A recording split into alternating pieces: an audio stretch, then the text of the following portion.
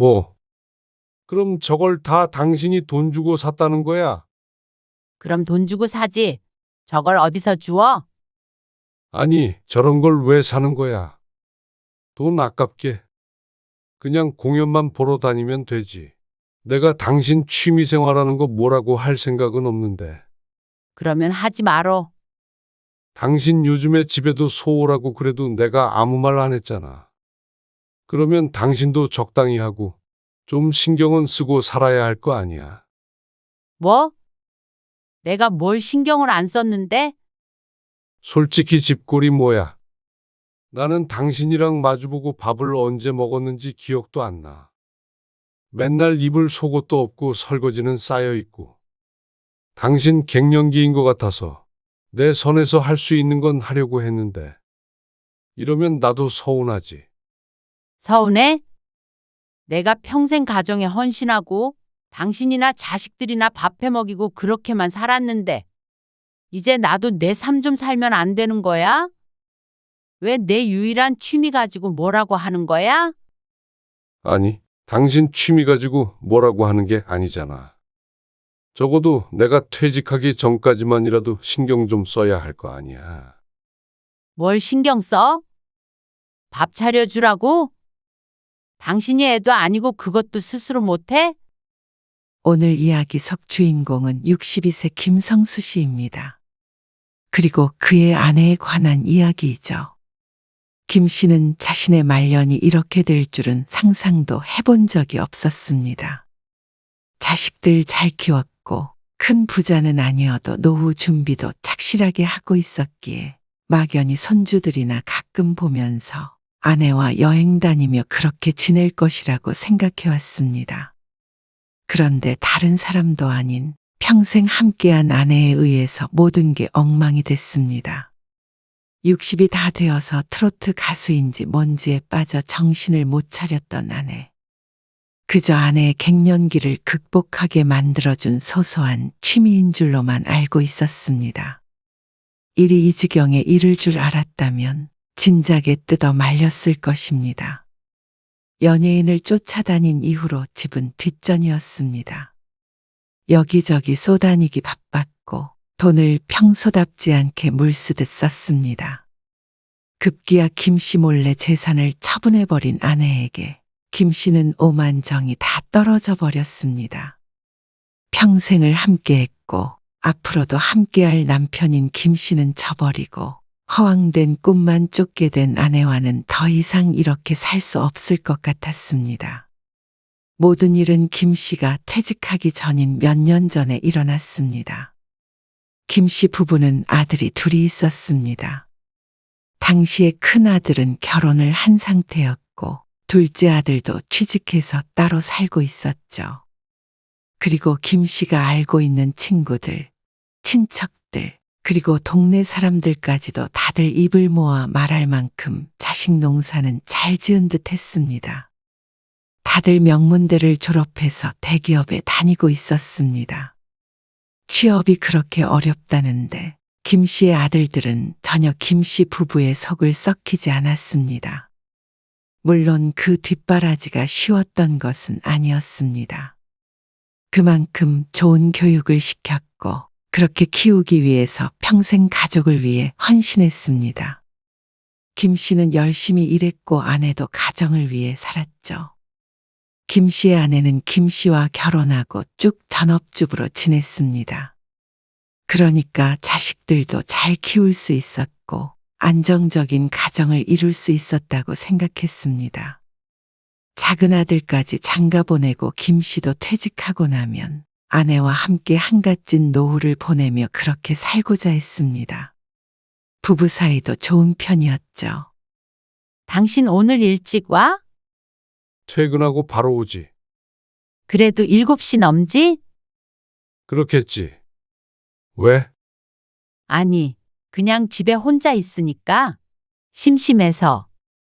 지난번에도 그러더니. 아니면 낮에 친구라도 만나고 와.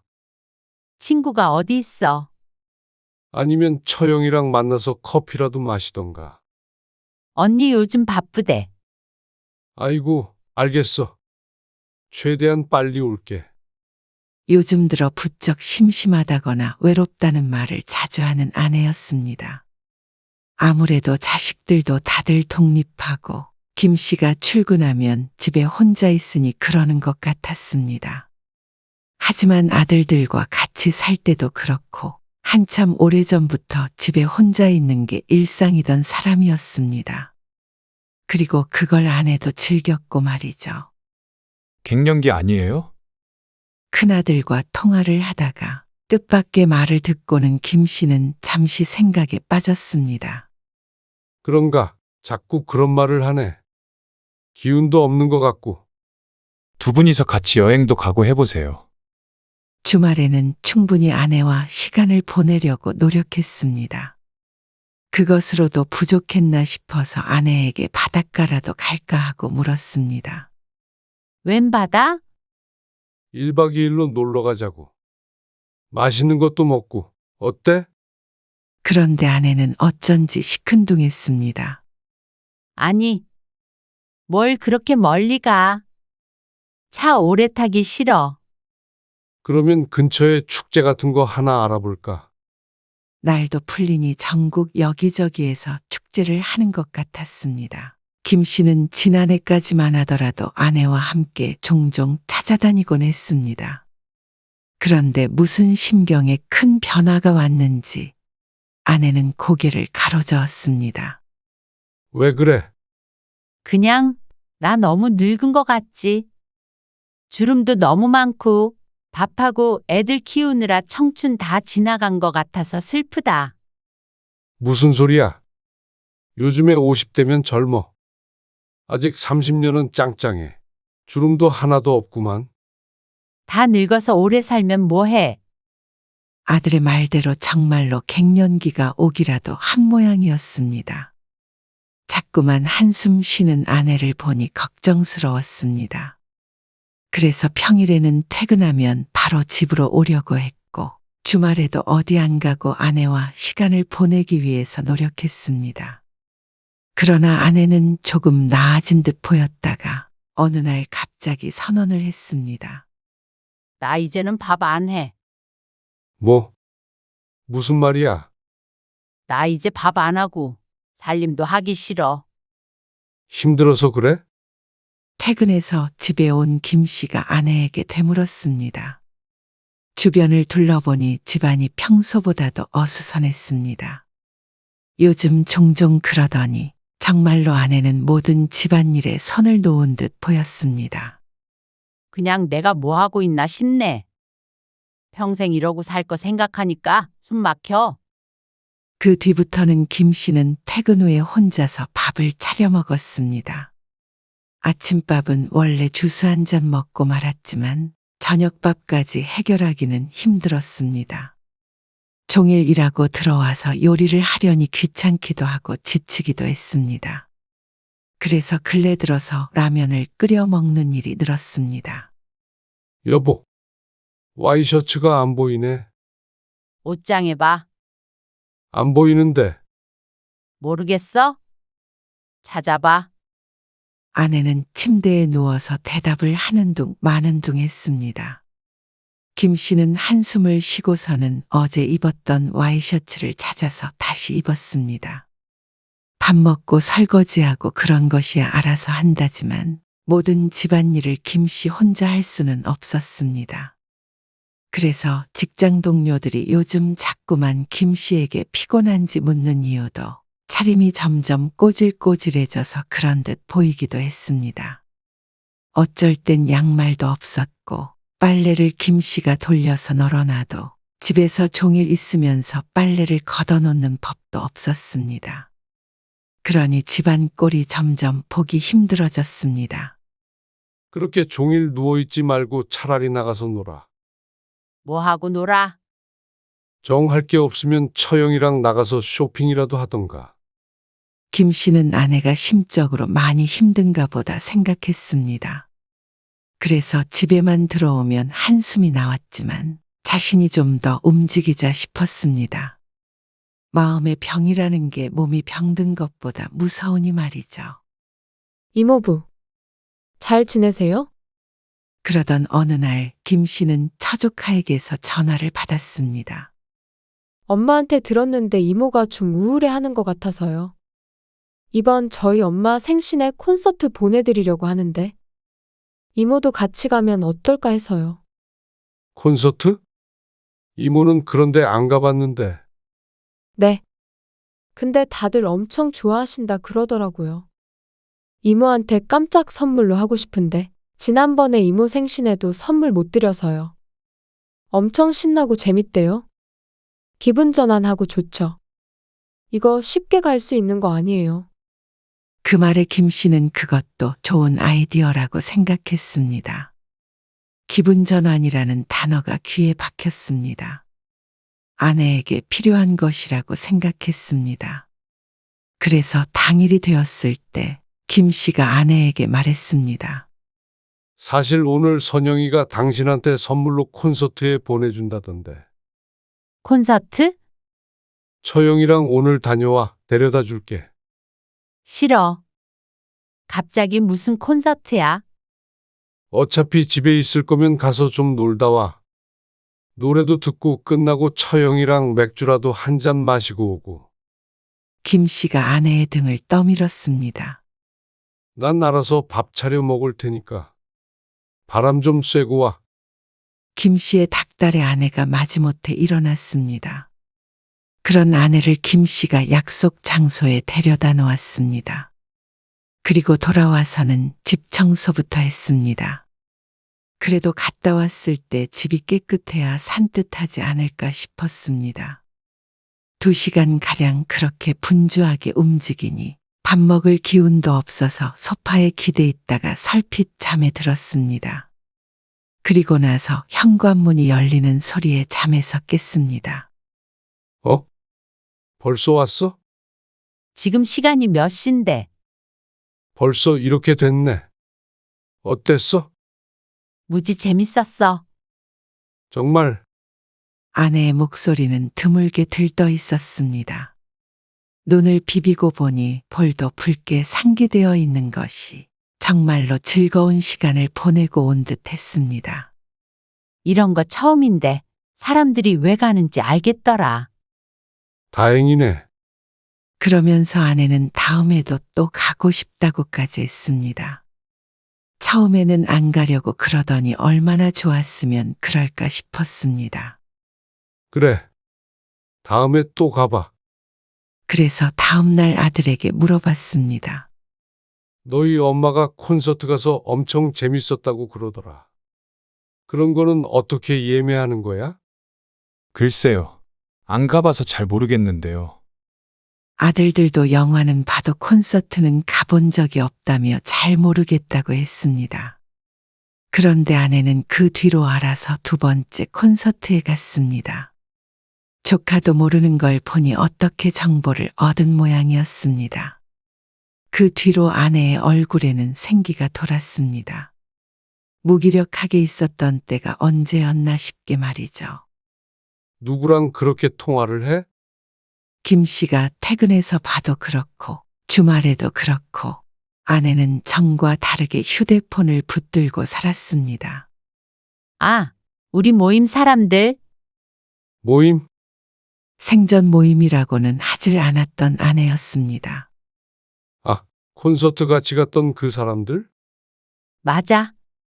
아내는 2번째 콘서트를 다녀오더니 지인들을 만들어 왔습니다. 그리고 무슨 얘기를 하는지는 몰라도 꾸준히 연락을 하고 지내는 것 같았습니다. 다음 콘서트가 어쩌고 하는 게 또 무슨 일정이 있는 것 같았습니다. 당신이 웬일이야, 근데. 나도 이제 좀 바깥 생활도 하고 살게. 애들도 다 키웠는데 내 인생도 즐겨봐야지. 웃으며 말하는 아내를 보니 김 씨는 안심이 됐습니다. 역시나 기분 전환을 했던 것이 도움이 되는가 보다 생각했습니다.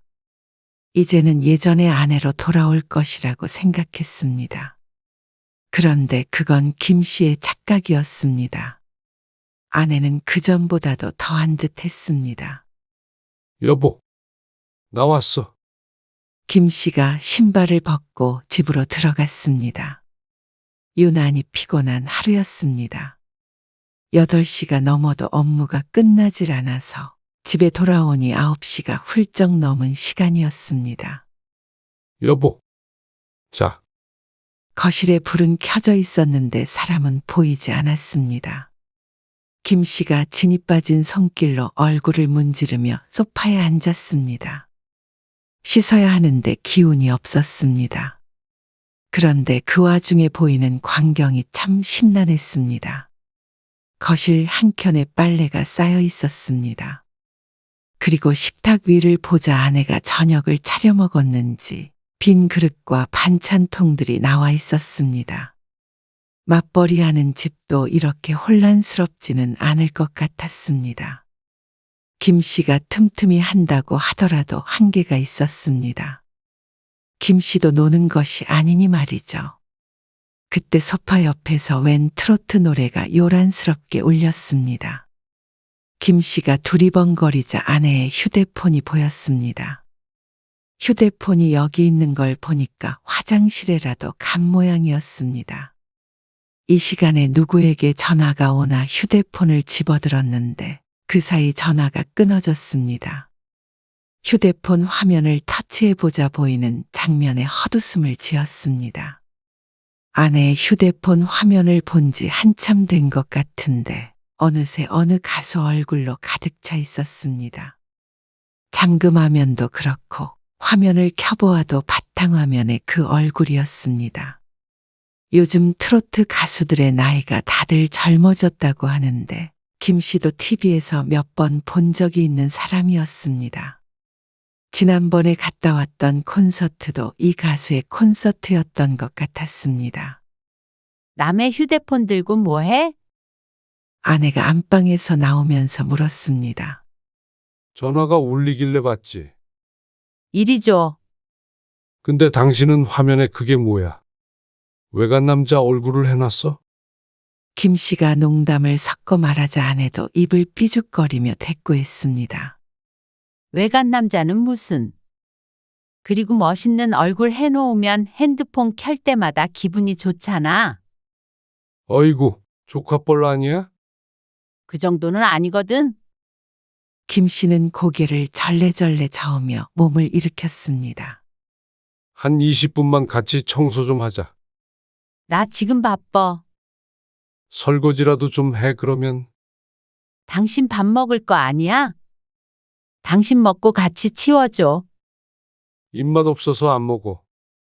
그럼 이따가 치울게. 아내가 그러고는 안방으로 쏙 들어가 버렸습니다. 김 씨는 이제 슬슬 지치는 기분이었습니다.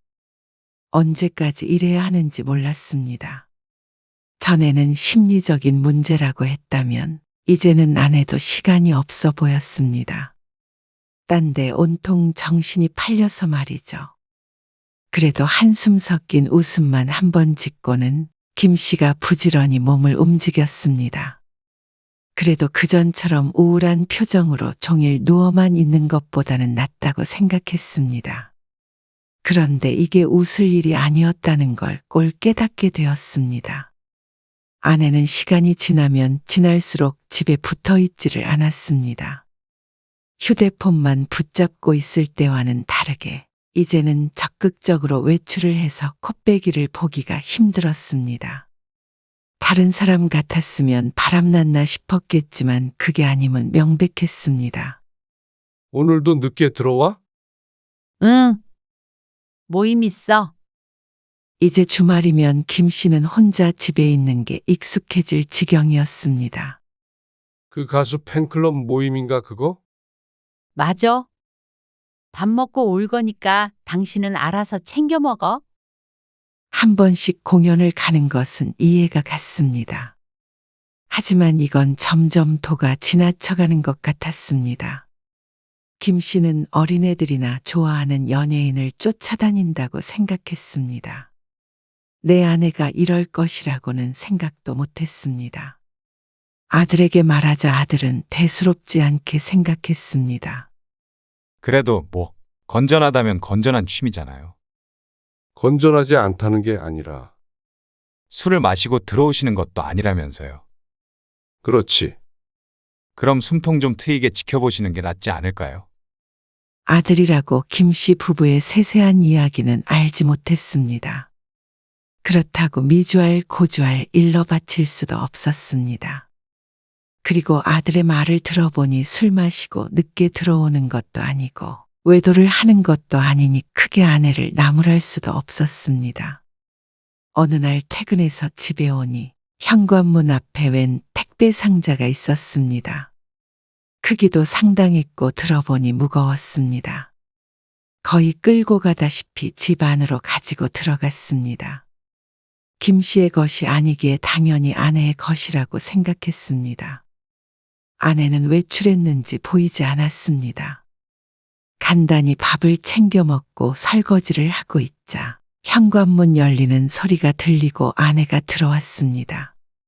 아내는 거실에 놓인 상자를 보더니 무척 좋아했습니다. 그게 뭐야? 무겁던데. 아, 앨범. 앨범? 사진 정리하게? 아니, 그 앨범 말고? 김 씨가 고무장갑을 벗고 거실로 나갔습니다. 아내가 상자 안에서 꺼낸 것은 김 씨가 생각한 앨범이 아니고 노래가 담긴 CD 앨범을 말하는 것이었습니다. 그런데 같은 것이 수십 개, 아니 적어도 100개는 돼 보였습니다. 그게 다 뭐야? 잘못 온 거 아니야? 잘못 온 거 아니야? 아, 여러 사람이 같이 산 거야? 모임 사람들이랑. 아내는 앨범에 열중해 있어서 김 씨의 말에 대꾸하지 않았습니다. 그런데 며칠 뒤에 김 씨가 뭘 찾으러 작은 방에 들었다가 깜짝 놀랐습니다. 작은 아들이 몇 년 전까지 쓰던 방이었는데 책장과 책상만 놓여 있는 방이었습니다. 잘 들어오질 않다가 메모지가 있나 해서 들어왔는데 책꽂이에 지난번에 아내에게 왔던 앨범들이 빼곡하게 꽂혀 있었습니다. 그리고 책상이며 책장이며 온통 가수의 얼굴이 프린트된 물건들로 가득했습니다. 액자, 인형 등의 장식품이 정신사납게 쌓여 있었습니다. 이게 다 뭔가 싶었습니다. 아들들만 있어서 그런지 이런 물건들을 이렇게 직접 본 것은 처음이었습니다. 대부분 포장도 안 깐 상태여서 어디다 갖다 팔려나 싶기도 했습니다. 외출했던 아내가 돌아왔을 때 김 씨가 물었더니 황당한 소리를 했습니다. 다들 그 정도는 사? 뭐? 그럼 저걸 다 당신이 돈 주고 샀다는 거야? 그럼 돈 주고 사지. 저걸 어디서 주워? 아니, 저런 걸 왜 사는 거야? 돈 아깝게. 그냥 공연만 보러 다니면 되지. 그러자 아내가 언성을 높였습니다. 그러면서 자기가 좋아하는 가수의 길을 살려주기 위해선 이런 걸 많이 사야 한다고 했습니다. 앨범을 100장을 산 것도 다 그 판매량을 올려주기 위한 것이라고 했습니다. 너무 황당해서 말이 안 나왔습니다. 아니, 내가 당신 취미생활하는 거 뭐라고 할 생각은 없는데. 그러면 하지 말어. 차갑게 내뱉는 아내의 말에 김 씨도 화가 났습니다.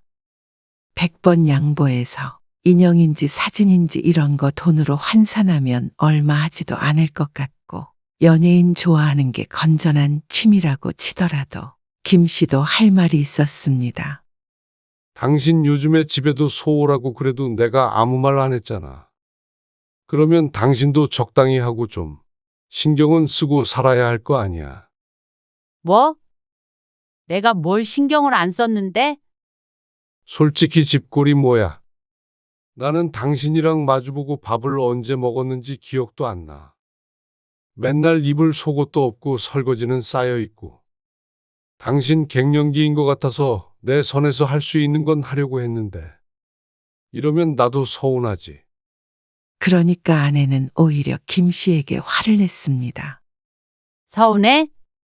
내가 평생 가정에 헌신하고 당신이나 자식들이나 밥해 먹이고 그렇게만 살았는데 이제 나도 내 삶 좀 살면 안 되는 거야? 왜 내 유일한 취미 가지고 뭐라고 하는 거야? 아니, 당신 취미 가지고 뭐라고 하는 게 아니잖아. 적어도 내가 퇴직하기 전까지만이라도 신경 좀 써야 할 거 아니야. 뭘 신경 써? 밥 차려주라고? 당신이 애도 아니고 그것도 스스로 못해? 아내는 말이 통하지 않았습니다. 여태껏 자신이 희생하면서 살았으니 이제는 자신이 하는 일에 신경을 끄라는 시기였습니다. 한껏 찡그린 얼굴을 보니 내가 알던 그 사람이 맞는가 싶었습니다. 그리고 그렇게 다툰 이후로는 아내는 대놓고 밖으로 돌았습니다. 나 내일 올 거야. 며칠 뒤 아침에 아내가 외출을 하며 말했습니다. 뭐? 어디 가는데? 수혁이네 가? 아들네라도 가는 줄 알고 묻자 아내는 부산에 간다고 했습니다. 공연인지 뭔지를 보기 위해서 말이죠. 그래서 외박을 하겠다고? 기차가 끊기니까 어쩔 수 없지. 그게 말이 돼? 내가 애도 아니고 외박 좀 할 수 있지. 아내는 막무가내였습니다. 전국의 공연을 쫓아다닌다며 정말 열심히도 다녔습니다. 외박은 자주 하진 않았지만 김 씨가 아무리 화를 내고 설득을 해도 소용이 없었습니다. 점점 도를 지나치는 행동에 김 씨도 폭발 직전이었습니다. 그리고 아내가 그렇게 다니면 다닐수록 카드값이 엄청 나오기 시작했습니다. 당신, 이거 뭐야? 입이 떡 벌어지게 나온 카드값에 김 씨가 아내에게 따졌습니다. 이것저것 사고 콘서트도 가고 그러면 쓸 수밖에 없지. 아니, 뭘 더 사는데? 이미 작은 방은 미어터지기 직전이었습니다. 앨범인지 뭔지도 더 사서 책장이 부족할 지경이었습니다. 이 정도는 다른 사람들에 비해서는 아무것도 아니야. 나는 진짜 적게 쓰는 거야. 김 씨가 보기엔 다들 미친 것 같았습니다. 어떻게 연예인을 좋아한다고 이렇게까지 할 수 있는지 몰랐습니다. 정작 한 지붕 아래 사는 가족은 이렇게 방치되고 있는데 말이죠. 그럼 이건 뭐 산 건데? 백화점에서 찍힌 카드 내역이었습니다. 그러자 아내는 이번에는 조금 우물쭈물하며 변명했습니다. 150만 원짜리 이게 뭐냐니까? 가방. 아내의 말에 김 씨는 휘청거렸습니다.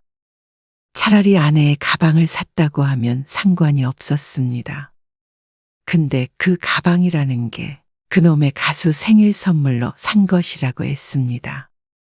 그러면서 또다시 다들 그 정도는 한다고 말했습니다. 생전 아내에게 15만 원짜리 선물도 받아본 적이 없었습니다. 그런데 아내가 이렇게 큰 돈을 다른 사람을 위해서 뿌리고 다닌다고 생각하자 피가 거꾸로 솟았습니다. 아무리 지치고 힘들어도 노후 자금을 모은다 생각하고 죽어라 이랬습니다. 우울해하는 아내 걱정에 퇴근하고서도 집안일에 시달리기도 했고 라면으로 저녁밥을 때운 게 몇 날 밤인지 기억도 나지 않았습니다. 그런데 그렇게 번 돈으로 정작 엉뚱한 사람이 호강하고 있다고 생각하자 허탈함이 밀려왔습니다. 당장 환불해 오라고 하자 이미 줘버렸다고 했습니다. 가방이 없는데 환불할 길이 없었습니다. 그러다가 김 씨가 열이 받아서 작은 방에 들어가 거기에 있는 것들을 전부 버려버리다고 하자 아내가 눈을 뒤집고 소리쳤습니다. 그걸 버리면 집을 나가버리겠다는 말까지 하는 바람에 김 씨는 전의를 상실했습니다. 다음 날 김 씨는 신용카드를 뺏어버렸습니다. 다시는 그 꼴을 볼 수가 없었습니다. 당신 생활비는 이제 내가 매주 줄 테니까 그런 줄 알아. 진짜 너무한 거 아니야? 어떻게 나를 이렇게 취급해? 내가 일 안 한다고 이렇게 무시해도 되는 거야? 당신이 회사 다닐 수 있었던 것도 다 내 덕이야. 전업주부는 집에서 노는 사람인 줄 알아? 이런 대화도 몇 번째인지 몰랐습니다. 아내는 김 씨가 왜 화를 내는지 이해하지 못했습니다. 아니, 이해하려는 노력조차 하지 않았습니다. 그저 자신이 핍박을 받는다고 생각했죠. 그러다가 둘째 아들이 결혼을 하겠다고 했습니다. 아내와의 일은 아내와의 일이었고 작은 아들도 얼른 장가를 보내야 했습니다. 그리고 나서 아내와는 어디 멀리 함께 여행이라도 떠날 작정이었습니다. 다시 한번 진지하게 얘기를 해보고 이 일을 되돌려야 한다고 생각했죠. 큰아들이 결혼할 때 김 씨는 1억 5천만 원을 지원해 줬습니다. 13년 전에 김 씨의 아버지가 돌아가시며 남긴 유산과 쭉 일함하며 모아뒀던 돈으로 산 충청도 바닷가에 땅이 있었습니다. 처음 샀을 때보다 좀 올라서 지금 가치로는 5억 정도 했는데 그걸로 대출을 받아서 주었죠. 작은 아들도 똑같이 지원해 준 다음에 퇴직 후에 땅을 팔아 노후 자금에 보탤 계획이었습니다. 그러면 집이나 예금을 제외해도 적어도 2억은 여유 자금이 있는 것이었죠. 작은 아들이 결혼한다는 말이 나오자 김 씨는 대출을 알아보려고 했습니다. 그런데 등기부등본을 떼보았는데 이상한 점을 발견했습니다. 당시의 땅을 아내의 명의로 샀는데 명의자에 다른 이름이 적혀 있었습니다. 처음 듣는 이름이었습니다. 잘못 뽑았나 싶어서 처음부터 다시 떼보았는데 자세히 보니 전 소유자 이름에 아내의 이름이 있었습니다. 그러니 김 씨가 실수한 것은 아니었습니다. 김 씨는 심장이 철렁 내려앉은 듯 했습니다. 아내에게 전화를 걸면서도 심상치 않은 예감이 들었습니다. 자신의 예감이 부디 틀리길 바랐습니다. 아내는 김 씨의 전화를 받고 집으로 서둘러 돌아왔습니다. 그리고 둘이 마주보고 앉았을 때 아내의 입에서는 충격적인 말이 흘러나왔습니다. 뭐야? 그 땅을 팔아버렸다고? 눈앞이 아득해졌습니다. 지금 살고 있는 집이 김 씨의 명의라서 당시의 땅을 살 때는 아내의 명의로 해주고 싶었습니다. 그랬던 게 이렇게 뒤통수를 때리게 될 줄은 꿈에도 몰랐습니다. 함께 노후 자금으로 쓸 생각을 했지 아내가 김 씨 몰래 그걸 처분할 것이라고는 상상할 수가 없었습니다. 그 돈을 어디다 썼는데? 그게 기념관 같은 거를 짓는데 거기에 돈이 필요하다고 해서 투자했어. 나중에 수익 생기면 돌려받을 수 있는 돈이야. 아내가 쫓아다니는 가수의 기념관 같은 게 지어지는데 건축비의 일부를 김 씨의 아내가 냈다는 말이었습니다. 아내의 대답에 김 씨는 들고 있던 휴대폰을 집어던지고 싶었습니다. 차마 그렇게 하지는 못하고 애꿎은 방바닥만 손바닥으로 내려쳤습니다. 그걸 다 썼다고 그래서? 얼마에 팔았어? 아내는 고개를 푹 숙이며 1억은 남았다고 했습니다.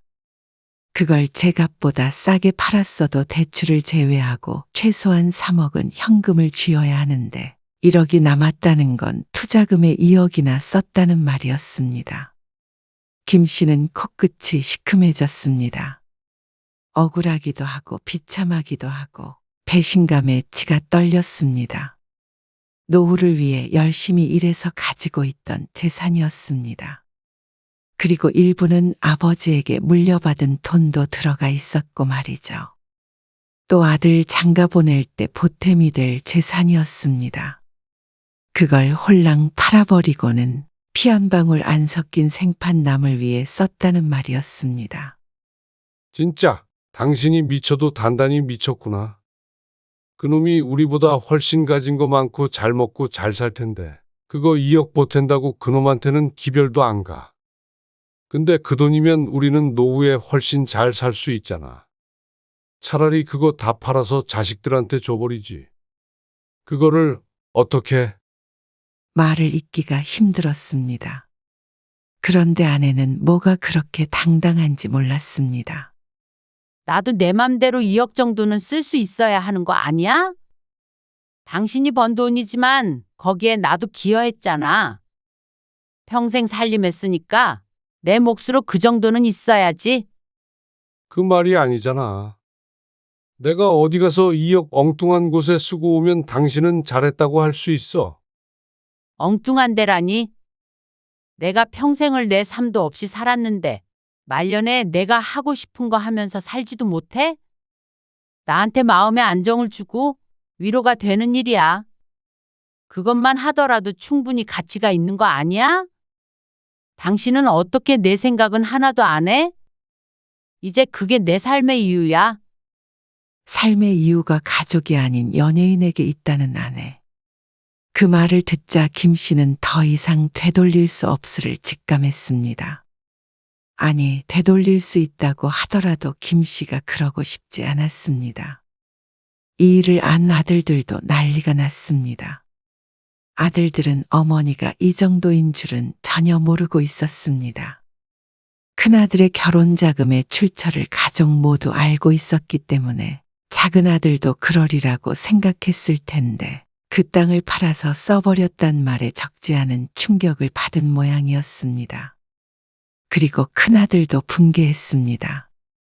비상식적인 아내의 행동에 말이죠. 아무리 성인군자라도 받아들일 수 없을 것이었습니다. 결국에 김 씨 부부의 재산은 자식들에게 돌아갈 텐데 그걸 엉뚱한 사람에게 써버린 것은 충분히 화낼 만한 일이었습니다. 당신 그거 땅 판 돈, 그거 가지고 나가. 뭐? 1억 남았다며? 그 돈으로 집을 구하던지 아니면 그것도 갖다 바치던지 알아서 하고.